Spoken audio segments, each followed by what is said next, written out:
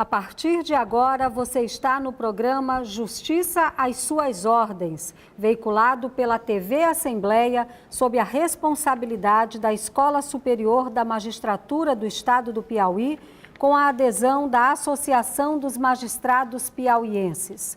Nosso entrevistado de hoje é o deputado federal Júlio César, formado em Direito, Universidade Federal do Piauí, 1975.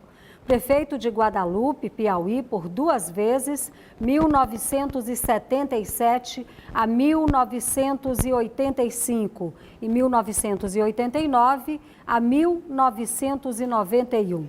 Deputado federal na 6ª legislatura, 1995-1999, 2003, 2007, 2007, 2011, 2011, 2015, 2015, 2019. Procurador Fiscal de Tributos, Secretaria de Fazenda do Estado do Piauí, secretário de Administração da Prefeitura de Teresina, 1974-1975. Chefe de gabinete, secretário interino e superintendente da Polícia Civil da Secretaria de Justiça e Segurança Pública do Estado do Piauí, 1975-1977. Secretário de Justiça e Segurança Pública do Estado do Piauí, professor da Escola de Polícia, secretário de Agricultura do Estado do Piauí, 1986, 1987 e 1990-1991. Presidente da Comissão de Concursos da Secretaria de Justiça e Segurança Pública do Estado do Piauí. Diretor de Administração e Finanças da CONAB. Diretor-presidente da AGESPISA. Presidente da Associação Piauiense de Prefeitos Municipais, 1989-1990. Presidente dos Conselhos de Administração da EMATER, SIDAP, SEASA, CEPA e AGESPISA.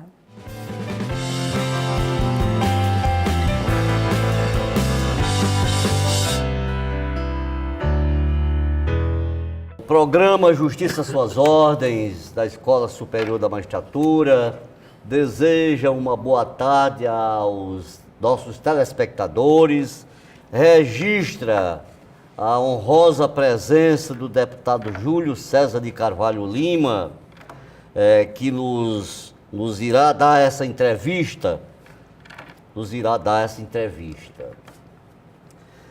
O Tribunal Superior Eleitoral, como é do conhecimento de Vossa Excelência, através de resolução, busca extinguir centenas de zonas eleitorais em todo o Brasil.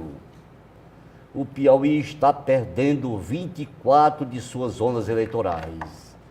Graças à sua sensibilidade política, Vossa Excelência encampou a luta contra essa medida e, com o apoio da Associação dos Magistrados Brasileiros, realizou no dia 20 de setembro passado importante encontro na Câmara dos Deputados, em Brasília, com a bancada nordestina de que é coordenador. O que o ilustre entrevistado espera de tão bem pensado encontro?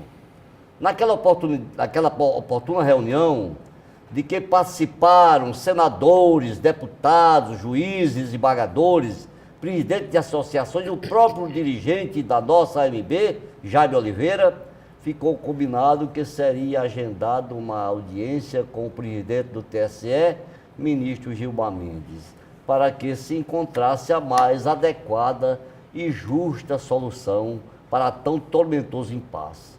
Deputado Júlio César, amigo Júlio César, qual a avaliação que faz desse encontro tão bem coordenado por Vossa Excelência?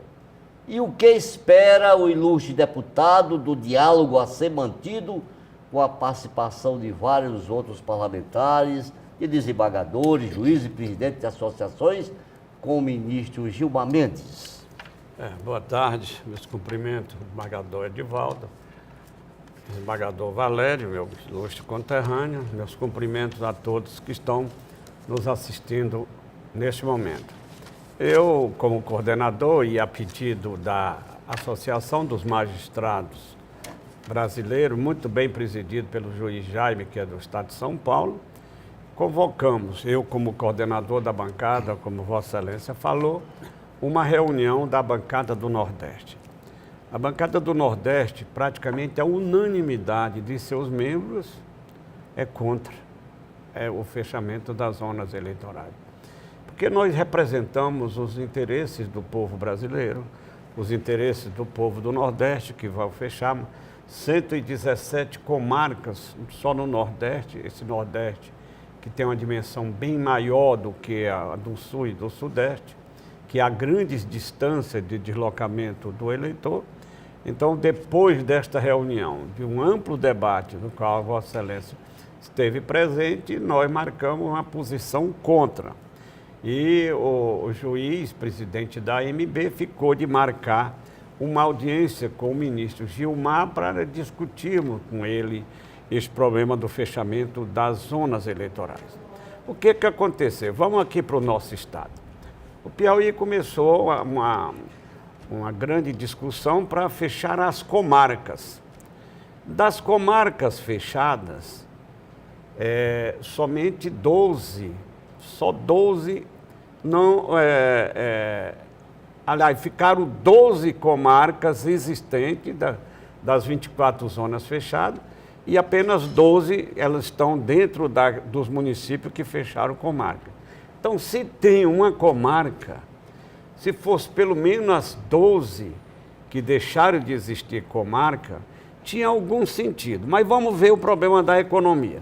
Se fala em economia, eu fui ao TSE e peguei o total da economia do Brasil todo. São 73 milhões para fechar 600 comarcas. Aliás, zonas eleitorais, melhor dizendo.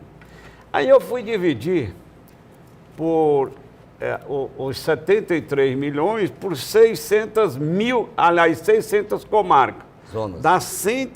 Zonas. Eu estou misturando zona com comarca. As zonas eleitorais. Dá 121 mil reais por ano por cada zona eleitoral. Onde é que está o prejuízo? O prejuízo para o eleitor, aquele pobre eleitor que vai precisar de algum ato que precise da justiça eleitoral, vai ter que se deslocar 50, 80, 100 e tantos, perto de 200, no caso, por exemplo, da comarca de Santa Filomena, que vai ter que se deslocar para Gilboés. Então, é justo um negócio desse? Eu não vejo. Primeiro, a economia é irrelevante. O Poder Judiciário tem inúmeras outras opções, sem mexer nos interesses populares, sem mexer no interesse do povo, para fazer economia no seu orçamento. Além do mais, tem, por exemplo, no Sul e Sudeste, a distância de um município para outro são 10, 15 quilômetros. Aqui dá 150, perto de 200, 80. É uma distância enorme. E lá no Sul e Sudeste, por ser uma região rica, fecharam pouco em relação ao número de municípios que existe lá. Então, nós vamos continuar lutando para manter essas comarcas funcionando. A suposta economia é irrelevante,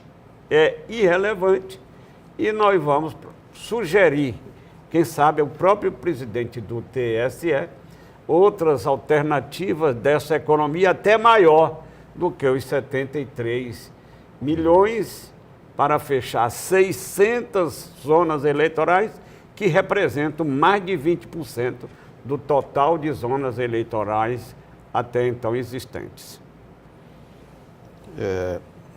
Deputado, mudando aqui um pouco o contexto, o Brasil vive hoje uma das piores crises da sua história, com esquemas de corrupção ou indignação da população brasileira diante de investigações que resultam em processos e condenações de políticos e empresários.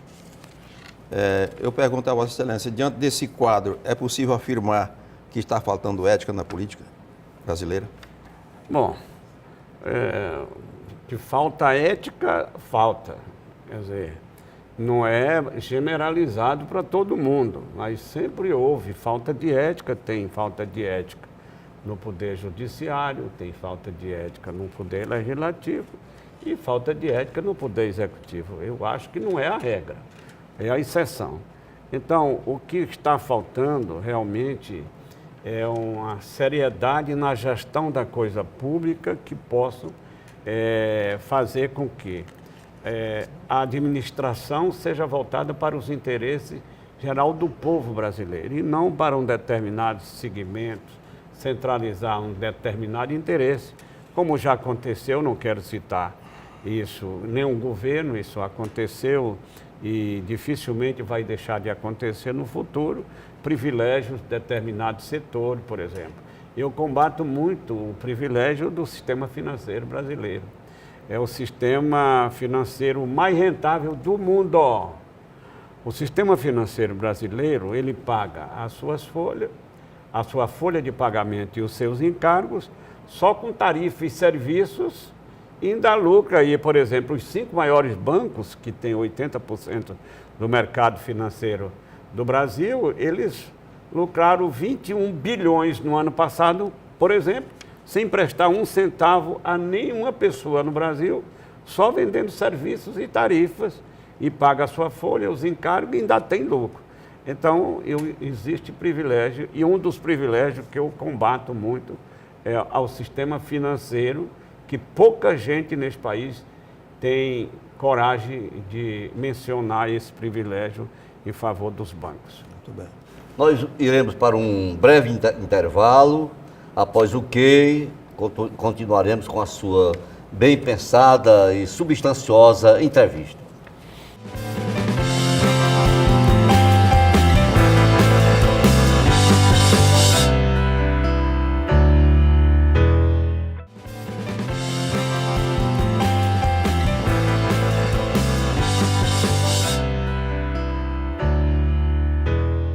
Deputado Júlio César, nós sabemos que o senhor é um especialista em números e cálculos, né? Inclusive sabemos também que recentemente o senhor lançou um livro intitulado O Brasil e o Mundo em Números. O que o senhor pretendeu com o lançamento dessa obra? Bom, esse livro é um resultado do estudo de 10 anos. Começamos fazendo uma tabela A, Z, e depois foi derivado para inúmeros milhões de informações, é um livro de 500 páginas, em que fazemos a avaliação econômica, per capita, absoluta e relativa de todos os indicadores, por exemplo, dos 192 países do mundo, nessas 3 avaliações, mas cujos dados são reconhecidos pela ONU. Eu só trabalho com dado oficial, com os dados oficiais. Então, em relação ao Brasil, são todos os assuntos, inclusive dos 3 poderes, do poder legislativo, executivo, do judiciário, de todos os programas sociais do governo, de todas as arrecadações do governo, dos estados, primeiro da União, depois dos estados e do município. Em relação à União, o que é compartilhado com o Estado e município. Em relação aos estados, o que é compartilhado com os municípios. E depois avaliar a receita per capita de cada ente federado. Para que nós fizemos isso? Para defender aquele ente que mais é ligado ao povo brasileiro, que é o ente chamado município. Na arrecadação, aliás, na distribuição do bolo tributário brasileiro, a União fica com 58%, os municípios com 17% e os estados com 26%, 25%, 26%. Então, fecha os 100%. Né? Mas onde é que estão os problemas e as soluções do povo brasileiro? Exatamente nos municípios. Quem é quem conhece os problemas do povo? São os prefeitos. Os prefeitos são ladrões? Tem prefeito. Toda atividade tem anomalia, mas não é a regra, é a exceção. Como a anomalia tem também no poder executivo do governo federal e dos governos estaduais. Então, quem conhece faz a obra mais barata, mais identificado, que mais necessita o povo, são os municípios. E são exatamente eles que têm a menor participação na distribuição do bolo tributário brasileiro. Então, eu sou defensor, sou presidente da Frente Municipalista Brasileira, sou presidente da bancada do Nordeste, brigo muito aqui na bancada do Nordeste para diminuir a diferença das 5 regiões. O Nordeste, há mais de 70 anos, tinha 17% da renda per capita brasileira, hoje tem 13,5%, porque cresce bem acima da média de crescimento, porque a população é pobre, a natalidade é maior e, consequentemente, há um desequilíbrio na renda per capita dos estados do Nordeste. Então, nós, dentro desta ótica, nós trabalhamos para que seja fortalecido o trabalho para fortalecer a Sudene, que seja revitalizada a Sudene, que já teve um histórico muito grande na economia nordestina, o Denox, mas, acima de tudo, a manutenção dos fundos constitucionais das 3 regiões, principalmente a do Nordeste, que tem 60% do estoque dos fundos, dos 3% do IPI, do Imposto de Renda, que é o FNE. Além do mais, nós, dentro da bancada, nós fomos estudar. Quando eu fui eleito, fiz uma enquete com toda a bancada sobre as maiores necessidades da região. Das 10 maiores necessidades, com 50% da enquete, deu a renegociação dos agricultores nordestinos. E nós fomos estudar todas as leis, todas as resoluções, todas as medidas provisórias, todas elas tratando de assuntos pontuais. Não tinha nenhuma que tratava do assunto como um todo. E nós fomos estudar, passamos 1 ano e meio, ouvindo o Ministério da Fazenda, ouvindo todas as federações de agricultura da região, tanto dos produtores quanto dos trabalhadores, mas ouvindo outras lideranças e ouvindo o Ministério da Fazenda, com quem nós tivemos pelo menos 10 vezes, com o Ministério da Fazenda, que era contra essa mudança, que achava que dava prejuízo às contas públicas. E nós vamos mostrar, inclusive, que o balanço do FNE já tinha dado baixa neste patrimônio líquido do fundo. Se tinha dado baixa, não tinha prejuízo nenhum para a União. E conseguimos, com nossos argumentos, convencer o governo a absorver o nosso anteprojeto de medida provisória de renegociação dos débitos dos agricultores, que depois, por mim, foi relatado e transformado na Lei 13.340. Para você ter uma ideia, tinha agricultor que estava devendo há 20, 30 anos vencido, e quando o débito na origem era até 15 mil, ele tem um desconto de 95%, entre 15 e 35 tem de 90%, e vai diminuindo, vai aumentando o estoque do débito, vai diminuindo o desconto. E com isso, nós conseguimos fazer uma lei que foi a maior revolução no Nordeste. Além do mais, esta Lei 13.340 só atinge produtores até 2011, com débito vencido em 2011. Depois nós fomos ver, porque a cada 10 anos o Nordeste convive com 6 ou 7 instabilidades climáticas, que ora compromete a totalidade da produção, ora compromete parcialmente a produção e a produtividade. Então nós fomos estudar tudo isto e fizemos outro anteprojeto que foi transformado numa resolução do Conselho Monetário Nacional, resolução 4591, para renegociar os débitos de 12 a 16, que está tendo alguma dificuldade de interpretação dos bancos, principalmente o Banco do Brasil. O Banco do Brasil tem alguma dificuldade, quer mudar, quer que seja apenas uma alternativa, e nós queremos que, em vez de ser uma opção do banco, seja um direito do agricultor, e não uma opção do banco de fazer. Então, nós estamos estudando, amanhã nós vamos participar de um encontro na Frente Parlamentar da Agropecuária Brasileira, que tem um almoço toda terça-feira, e nós vamos levar esses questionamentos. Tanto as dificuldades da renegociação dos agricultores, quanto a dificuldade de prorrogação dos débitos de 12 a 16. E nós vamos levar tudo isso amanhã para a frente parlamentar. Mas eu quero lhe dizer que estive com o presidente da República na quarta-feira passada e levei a minha preocupação que, de imediato, ele concordou. Nós estamos propondo a prorrogação da vigência desta Lei 13.340 por mais um ano, porque o estoque negociado pelo Banco do Nordeste, por exemplo, até agora, foi 12,5% do total dos agricultores, que representa em dinheiro 25% de tudo. E nós temos que avançar, porque essa lei é muito importante para o Nordeste.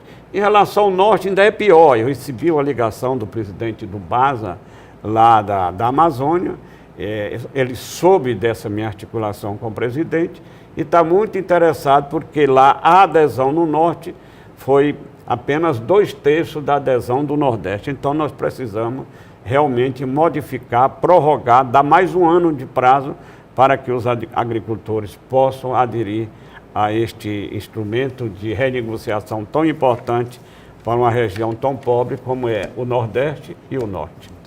Essa obra a que o desembargador Valério fez referência, ela é tão importante, ela tem dados e informações tão importantes que, segundo soube, o IBGE pretende publicá-la.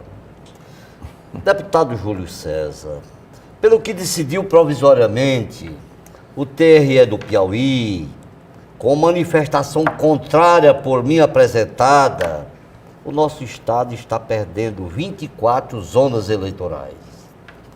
Caro deputado, caso seja infrutífera a reunião com o presidente do TSE, o que pretende fazer Vossa Excelência em defesa dos interesses dos cidadãos atendidos pelas zonas extintas no nosso estado?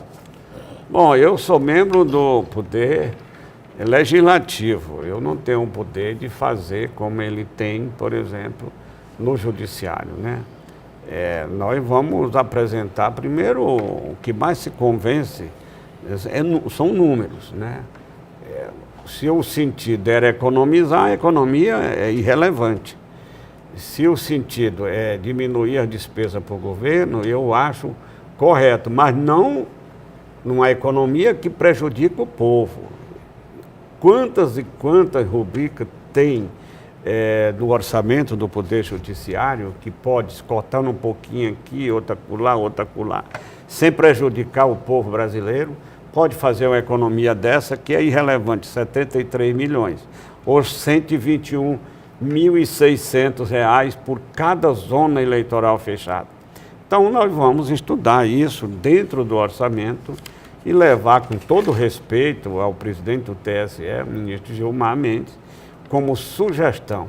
E nós vamos levar também com uma autoridade muito representativa dos interesses do Poder Judiciário, que é o presidente da Associação Brasileira de Magistrados, que tem tido um bom relacionamento comigo e que defende mais do que eu, porque isso é da área dele, eu sou político, mas mesmo como político eu tenho o interesse de defender, acima de tudo, os interesses do povo brasileiro, do povo do Nordeste e do povo do Piauí. Deputado Júlio César, espero que a minha pergunta não crie nenhum complicador para a sua resposta. Em relação ao livro? Não. Mas eu perguntaria qual é a sua opinião sobre o foro privilegiado de autoridades. Bom, eu sou deputado primeiro mandato foi em 95, foro privilegiado já existia, né? Para mim é irrelevante. Eu uma pessoa que eu tenho uma compostura que, independentemente de foro, eu procuro cumprir com minha obrigação como cidadão independente. Mas tem hora que você precisa ter alguma coisa para defender, inclusive, determinadas causas e interesse do povo brasileiro e não de interesse pessoal. Foro privilegiado para defender causas pessoais, eu sou contra. Foro privilegiado para defender os interesses do povo, eu sou a favor. Muito bem. Deputado Júlio César, a Escola Superior da Magistratura, por intermédio do desembargador Valério Chaves, agradece a sua bela, didática, objetiva e substanciosa entrevista.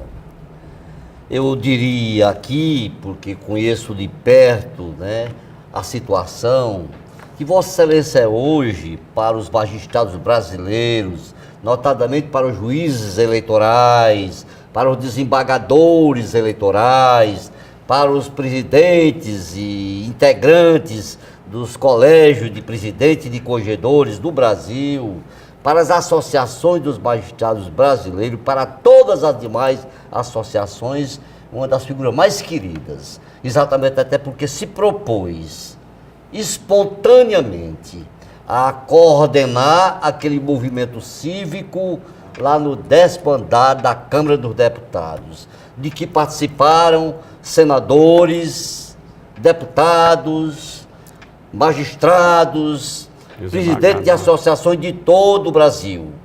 E ali ficou assentado que queríamos ainda essa conversa com o ministro Gilmar Mendes, realmente após uma audiência que ele certamente irá nos conceder. Então, a Escola da Magistratura agradece penhoradamente a entrevista do prezado colega e, com certeza, pode até afiançar que dela todos gostaram, porque ela veio ao encontro dos interesses maiores do Poder Judiciário, a que todos nós pertencemos. A palavra fica com Vossa Excelência para as considerações finais. Eu sinto muito honrado, desembargador, o senhor como presidente, convidar um parlamentar para discutir um tema polêmico e muito momentâneo como esse do tema do fechamento das zonas eleitorais.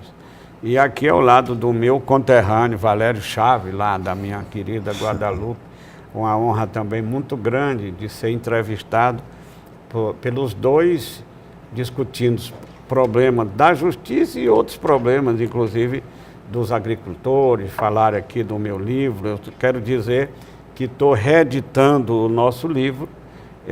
Aquele primeiro eu faço uma avaliação apenas de um exercício, e aliás, o segundo e o terceiro, nós estamos avaliando 3 exercícios e comparando as oscilações para mais e para menos de estado, de município, todas as avaliações que ele tem. Eu quero aproveitar esse momento, já que nosso tempo está concluído, para agradecer mais uma vez a todos os ouvintes e a Vossa Excelência como presidente da Escola Superior de Magistratura por esta grande oportunidade que me deram para debater esse tema. Muito obrigado e boa tarde. Obrigado.